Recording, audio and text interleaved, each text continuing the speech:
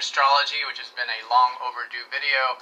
I know a lot of you have been asking about this, so I'm going to cover this in terms of what I've personally found to be true. This is a very new energy for us in modern times because a lot of the original interpretations of Ophiuchus go back to ancient times, and a lot of this information was either destroyed or it's hard to uncover. So there's a lot of research that it takes to learn about essentially what this quote 13th sign of the Zodiac is all about. So this is going to be my personal take on it. If you guys have any personal opinions or from your own research, if you want to comment down below, that would help others also. But if you have any questions too, feel free to comment and I'll do my best to answer them.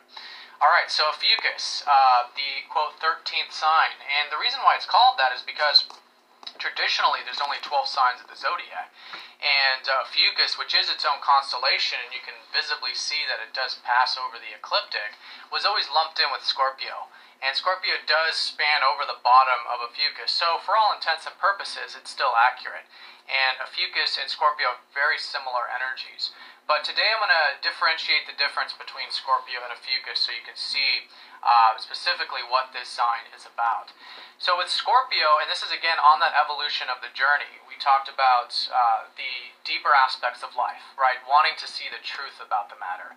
So the next step of the journey is once we see the truth, there has to be something to be done with it, right? And this is the transformative aspects of Scorpio, which are often talked about.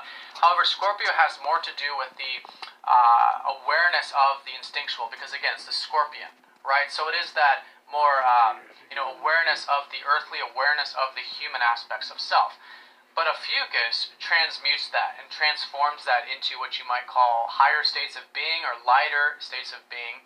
And you can see this specifically by the fact that, well, first of all, that it's where the galactic center is. So the literal center of the galaxy is right at the end of the gap between Ophiuchus and Sagittarius, which is the transformation point. Every time a planet goes over this, it's always some sort of transformative energy, something that expands us as a result, which is Sagittarius, which we'll cover next, right, which is that more expansive view.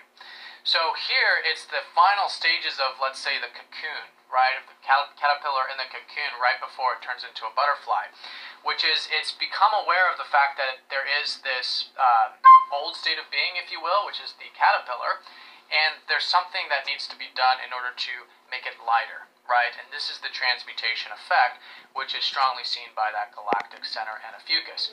So here it's about essentially taking the instinctual aspects, or again being aware of the lower, quote, lower human aspects of self, and then transforming them. And the way that's essentially done, at least in terms of my own personal philosophy, is that it's done through redemption.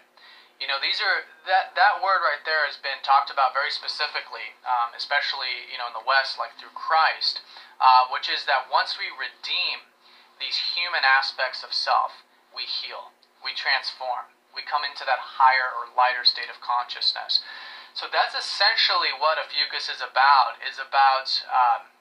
redeeming, right? Redeeming these lower, quote, human aspects, and once we're aware of them and we've accepted them, then we feel healed as a result.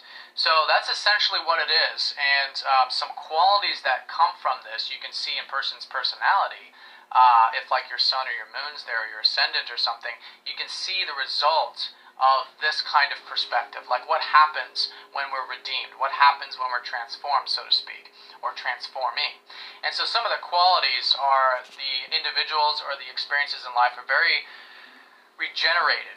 Like there's this theme about them having this transmuted energy about them. They've gone through that redemption, but at the same time they're still always going through it. It's always this part of life, right? Because it's never a point, it's always a process.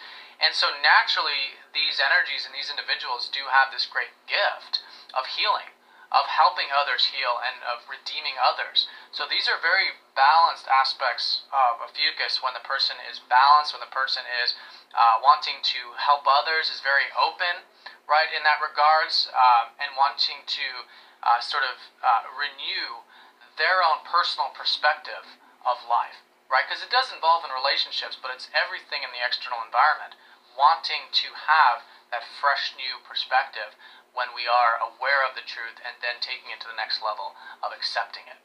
right? So that's essentially what it is. So revived, spirited is another one, which again is the result of this transmutation process. Renewed, connected, and with life. You know, really accepting that life has these ebb and flows, beginnings and endings.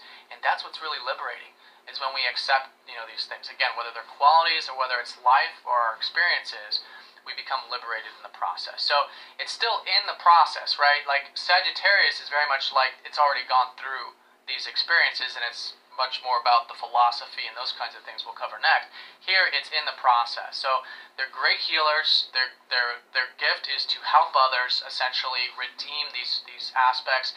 And it could be physical. You know, a lot of times, as you might imagine, like doctors and things like this, or psychologists, can be seen with these kinds of placements, which was traditionally associated with Scorpio, but, you know, moving up further up that ladder, Ophiuchus. So the healer kind of thing, whether it's physical, emotional, psychological, or spiritual. So some things that I've noted too is that traditionally you would say that it's ruled by Mars, because Mars rules Scorpio and it's always been associated with that same area of the sky. Modernly you can say, excuse me, Pluto, but Chiron, I would say probably more specifically, because if you look at the mythology of Chiron, which I did make a video on this, it's more about the healer qualities, very much in alignment with this Ophiuchus. So you can see those parallels very strongly with Chiron, and that's essentially what a ruler is, like a planet, is that it has a very strong association with these, in this case, these qualities of life. Now, it's probably associated with water, and I would attribute it to water, but some have called it ether, right, which is the, you know, fifth element, if you will, which is the highest, the lightest energy, which again is part of that transmutation process. If it is, it would probably be the only sign that is associated with ether, I would imagine. And it would be fixed, because Scorpio's fixed, right? But it's, again, I would say it's probably a little bit more into the malleable side, because it's about the transformation process, a little bit like Pisces in that regards. Of course, feminine in nature, because it is that watery energy also.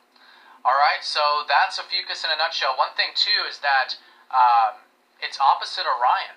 You know, Orion is a constellation that it's very interesting that these two human aspects of the sky, Orion and Ophiuchus, are completely opposite each other.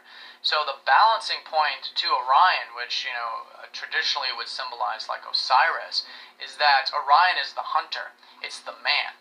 You know, like the very physical qualities of the self.